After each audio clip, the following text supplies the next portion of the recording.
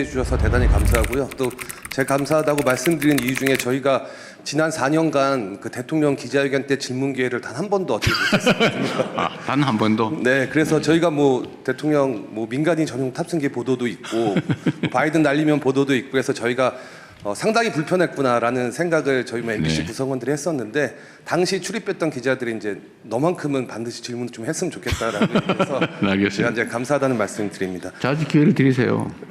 전에 못하신 것까지 다 하게. 그래도 뭐 다들 공정하게 네. 질문 기회를 받는 것 같아서 네. 느낌이 새롭고요. 그 질문 드리자면 저는 그 종교와 정치 분리 문제를 네. 좀 드리고 싶은데 지금 통일교와 신천지 관련 특검 법안이 이제 통과 네. 뭐 앞두고 있고 근데 이제 조금 정치권에서 이제 국민의힘 측에서 그 좀 행보가 좀 오락가락하는 것 같아요. 그러니까 처음엔 반대했다가 그 다음엔 통일교만 했다가 또 이제 신천지의 확실한 증거들이 나오니 또 따로따로 각각 한다. 그래서 그런 걸 두고 이게 혹시 지연작전 아니냐 이런 비판이 나오고 있는데 이에 대한 대통령님의 네. 생각이 좀 궁금하고요. 연장선상에서 그 통일교나 신천지뿐만이 아니라 우리나라 어떤 극우 목사들의 정치적 발언도 문제가 되고 있는데 이 문제에 대해서는 어떻게 뭐 해결 방안이 있는지 대통령님의 생각을 듣고 싶습니다. 뭐 그런 게 정치일지도 모르죠.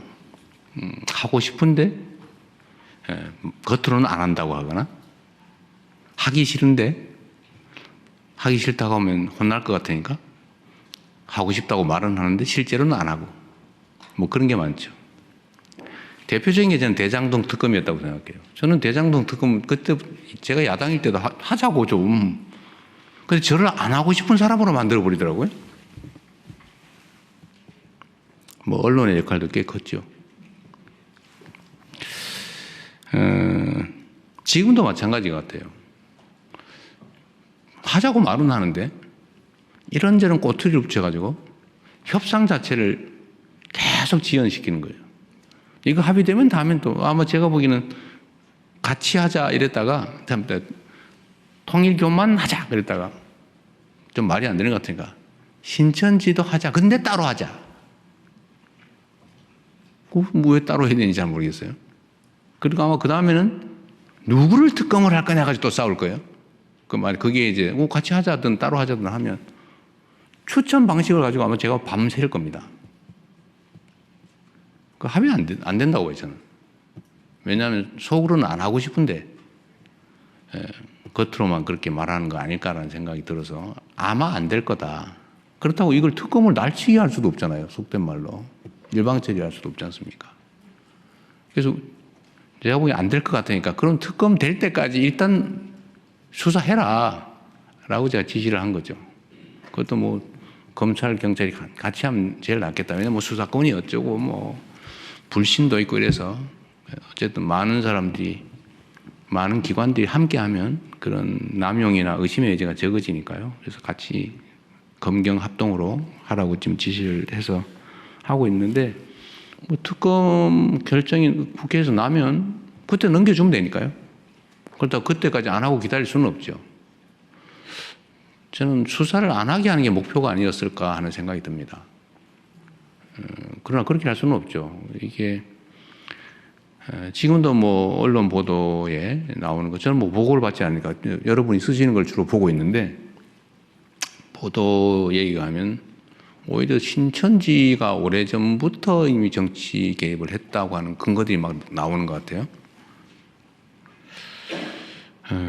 저는 정교 분리를 굳이 헌법 조문에까지 써놓은 이유가 뭔지를 지금 이 순간에 다시 한번 되새겨봐야 한다고 생각합니다.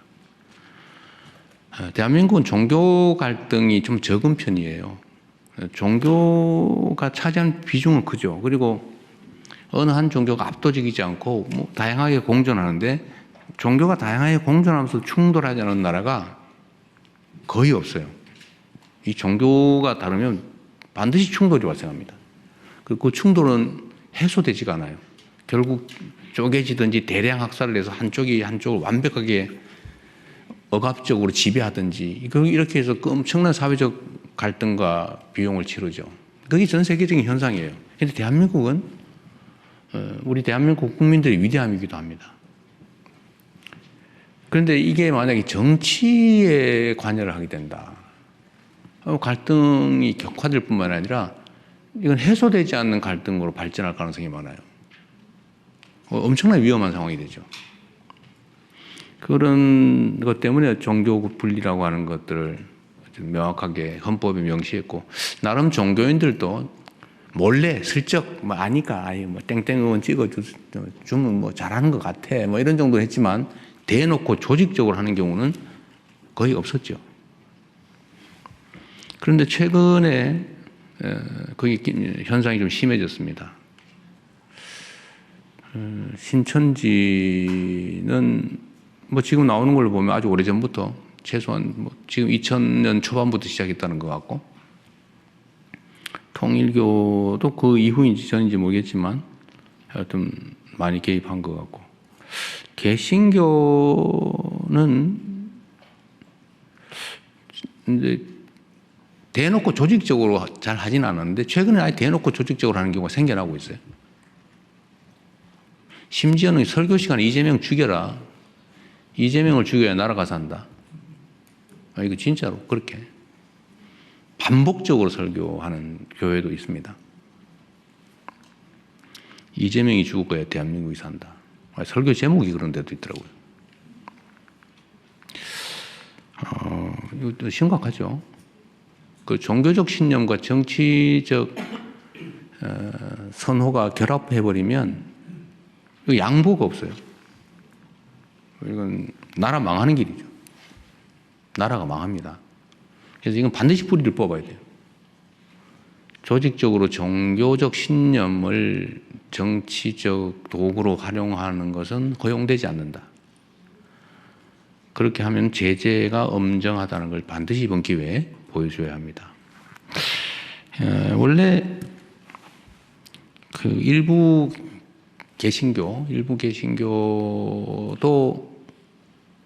수사해야 되는 거 아니냐는 여러 가지 논란들이 주장이 있었는데, 일단 경계가 좀 불분명해서 지금은 놔두고 있는데 아마 뭐 자연스럽게 수사해야 되지 않을까 싶어요.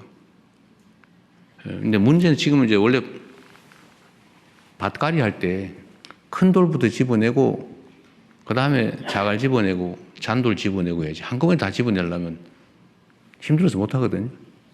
그래서 일단 큰 돌부터 좀 집어내고 다음에는 자갈도 좀 집어내는 단계가 오지 않을까 그렇게 생각합니다. 하여튼 종교 분리 원칙이 깨지는 일은 결코 있어서는 안 된다. 그리고 반드시 엄정하게 처벌해야 되고, 이번 기회에 저는 법률도 조금 보완해야 되지 않을까 하는 생각도 하고는 있어요. 아직은 뭐 좀 섣부리긴 한데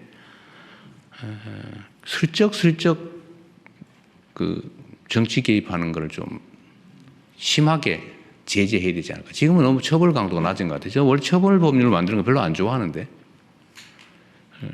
그게 바람직하지 않다고 생각하는데, 이 문제는 이게 얼마나 나쁜 짓인지 얼마나 위험한 짓인지를 잘 모르는 것 같아요. 그거 마치 무슨 권리인 줄 알아요. 그러나 이게 개인이 정치적 선호를 갖는 거, 종교적 신념을 갖는 건 상관없죠. 그러나 종교 시스템 자체를 정치적 수단으로 쓰는 거, 그건 절대로 허용되지 않는 겁니다. 그 마치